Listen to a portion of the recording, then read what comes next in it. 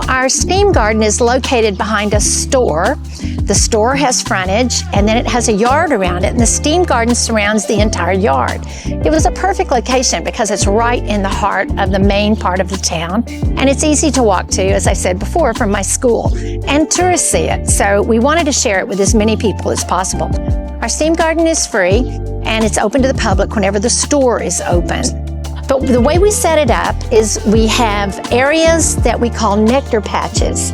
And so there's nectar patch 1 and nectar patch 2 in this area. And those nectar patches are defined by tubs, huge feed tubs. And these feed tubs were for molasses for cattle. And there's other types that are for horses and for other animals, but we like this particular one because they're black. And so we started collecting them. People found out we wanted them, and they'd even put them over our fence into our yard so that we could use them.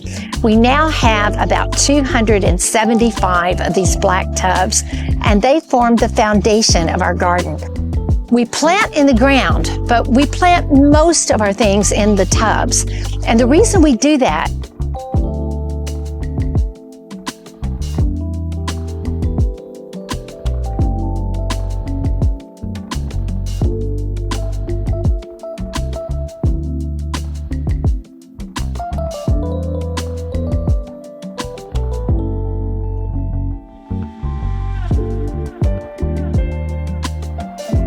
and it's easy for us to mulch them. So we plant 2 to 3 inches lower than the surface, and then we have that extra surface where we can put different mulches in there to control evaporation.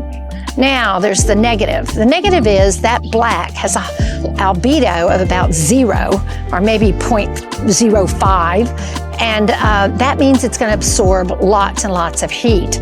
So for something to have a less albedo, for it to be where it is more reflective, then we would want it to get up closer to 1. So to do that, we oftentimes will add something white to the outside of the pot to reflect some of the light. It does seem to keep the soil a little bit cooler. Now, we want the soil cool during the summer, but we want the soil hot during the winter months and when spring is coming to help the germination and everything. So it's a fine balance.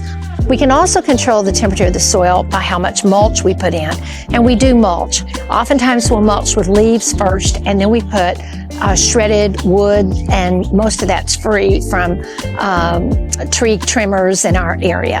And we'll put that on top, making sure to keep it away from the stem of the plant so that we don't cause any root rot.